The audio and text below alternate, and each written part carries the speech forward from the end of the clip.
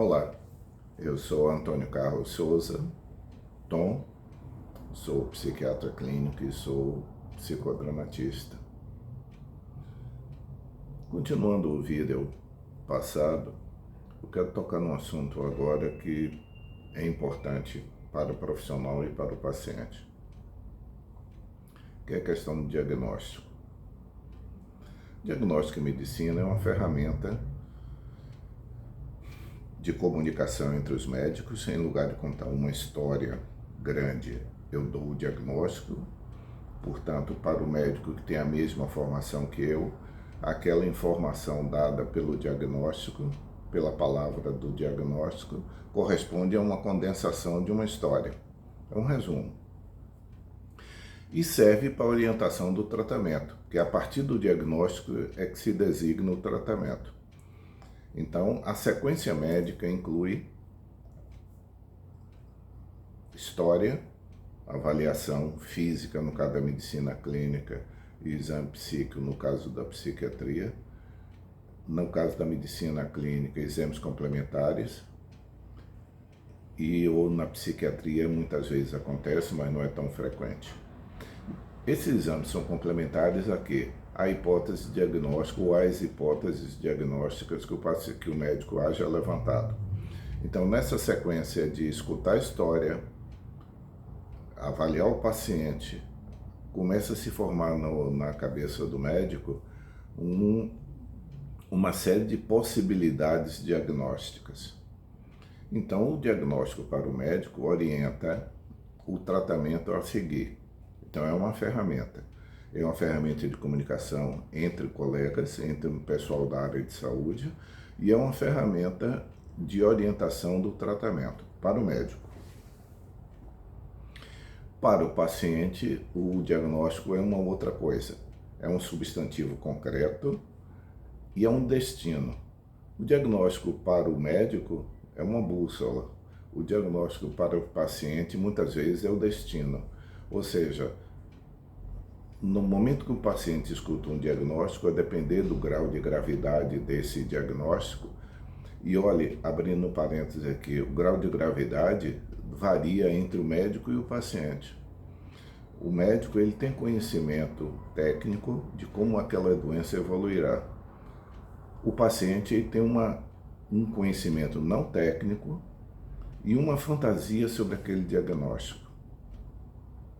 Então, quando um profissional dá um diagnóstico a um paciente ou a um familiar, o que ele está falando refere-se à matéria médica.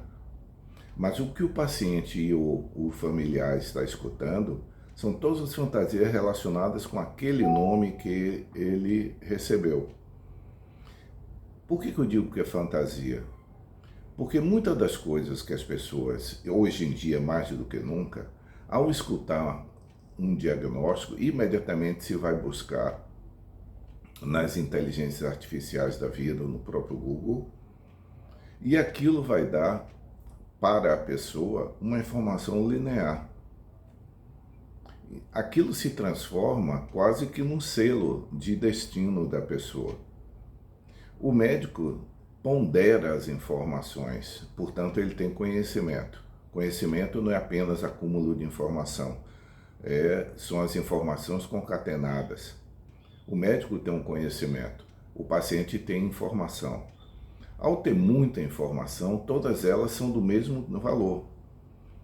Então, o que o paciente vê na internet, o que o paciente lê na internet, o que ele escuta das outras pessoas, não é uma informação ponderada sobre ele, é uma informação linear sobre a doença. Portanto, é sempre um encontro médico e paciente entre um conhecimento e acúmulo de informações com fantasia. E quando eu estou usando esse termo fantasia, né, no sentido de que quando os nomes em medicina muitas vezes representam maior gravidade do que o próprio doença em si.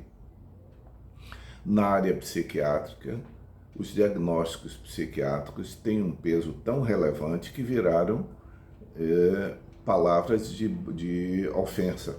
As pessoas são ofendidas com o diagnóstico psiquiátrico, são agredidas, né? demente, esquizofrênico, neurótico, histérico, psicopata, borderline, todos esses são diagnósticos. Eles têm tanta importância fantasiosa nesse sentido de que é uma criação de uma história sobre aquilo, que eles se transformaram em ofensas. Mas no resto da medicina é a mesma coisa. O nome hanseníase, o nome câncer, o nome tuberculose, esses nomes, nome diabetes, esses nomes, eles carregam em si já uma história e um destino. Então, quando o paciente escuta um diagnóstico, boa parte das vezes ele é uma história que ele conhece de outros carnavais e, ao mesmo tempo, um destino selado. Então, essa conjunção entre médico e paciente, invariavelmente, desde o começo da humanidade, sempre tem essa discrepância. O médico pensa por probabilidade e responde por probabilidade. O paciente deseja certeza. Esse desencontro estatístico, vamos dizer assim, o paciente desejar uma resposta certa do médico e o médico de qualquer natureza só poder dar uma resposta absolutamente certa, rarissimamente, na esmagadora maioria das vezes as respostas médicas são provavelmente sim, a maior parte é assim, poucas pessoas acontecem, não é assim que acontece na maioria das vezes. Então, nós temos esse desencontro que é de expectativa. O médico sabe que todo o conhecimento dele é probabilístico. E o paciente, todos, requerem certeza. Esse é o primeiro desencontro. O segundo é que a informação médica hoje, antigamente não, o médico era apenas o oráculo. As pessoas nem questionavam. Mas depois do surgimento da informação escrita e progressivamente com a internet, as pessoas têm uma quantidade de informação absurda sobre tudo. Mas não têm conhecimento.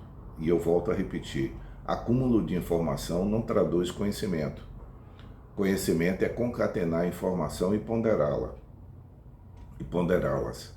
O médico tem o conhecimento técnico, ele é capaz de dizer se não é assim com aquele paciente, não, você não tem tudo dessa doença, nem sempre isso acontece dessa forma, o remédio nem sempre vai dar esses efeitos adversos.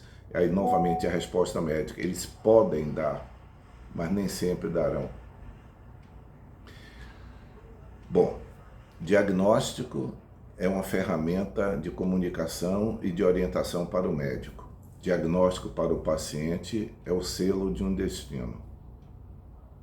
Então, todas as doenças, e no caso da psiquiatria, que a maior parte dos nossos transtornos são crônicos, e abre-se um outro parêntese nessa minha conversa.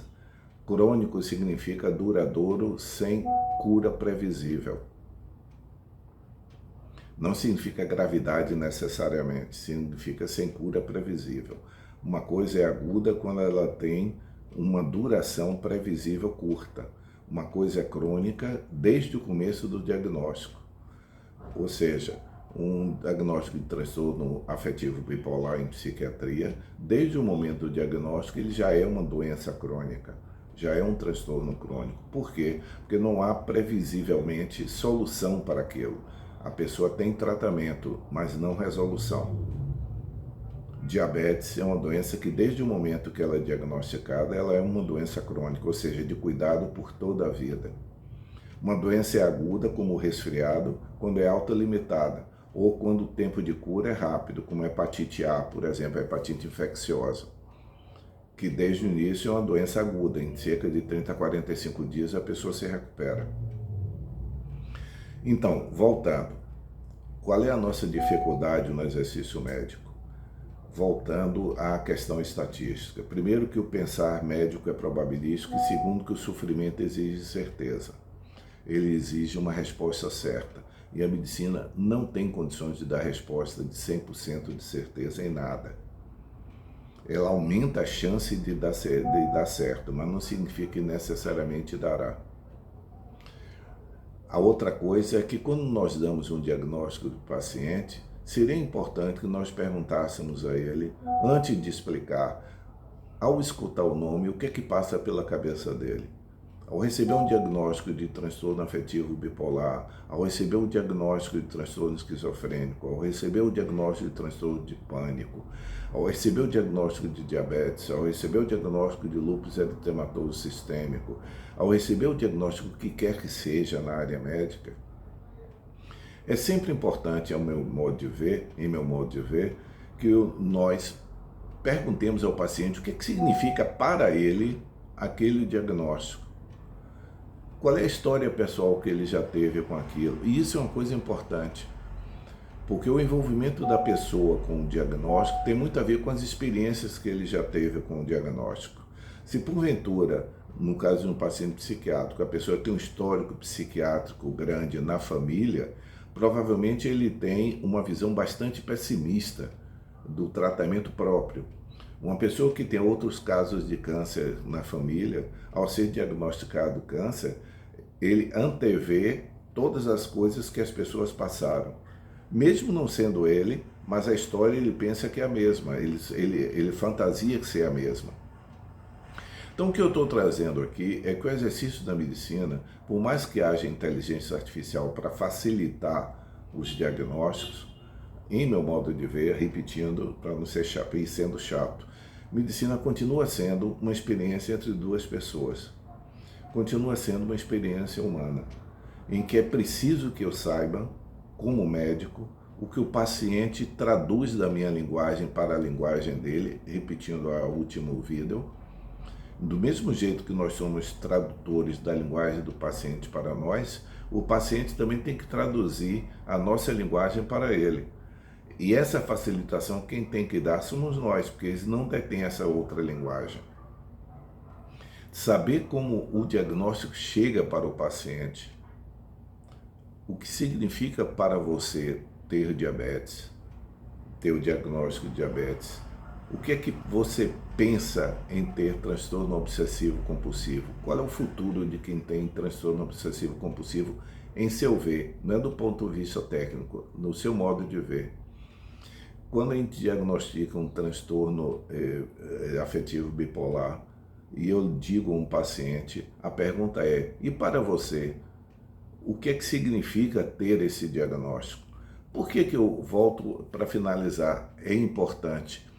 Porque são duas expectativas diferentes, são duas pessoas diferentes com graus de conhecimento diversos e de sofrimento. O médico é o profissional que detém algum grau de conhecimento sobre as patologias e o paciente é a pessoa que sofre e que, portanto, tem menos conhecimento sobre aquilo que tem. Esse encontro dos dois é discrepante a priori. Nós é que temos a obrigação, não o paciente, nós é que temos a obrigação de aplanar esse terreno para que a comunicação, a transmissão de informação do paciente, a queixa do paciente, a observação do paciente, a informação que o paciente traz, aquilo que o médico devolve para ele, devolve em forma de conhecimento, o que serve para ele aprender. Aliás, só para finalizar, a coisa mais importante na psiquiatria e na medicina é o paciente gerenciar a sua própria doença. Ou seja, conhecer, não ter informação apenas, conhecer cada vez mais sobre o paciente, sobre a doença, para que ele possa ser o gestor da doença e o médico ser o profissional que o auxilia. Quando eu digo gestor da própria doença, significa aquele que não depende de outras pessoas para tomar conta de si, nesse aspecto da doença, não no sentido operacional, mas no sentido do reconhecimento do transtorno ou doença que ele tenha. Espero que essa conversa haja sido interessante para vocês. Para mim foi, porque partiu de um encontro de supervisão ontem, em que o tema era esse, para que serve o diagnóstico. Tchau.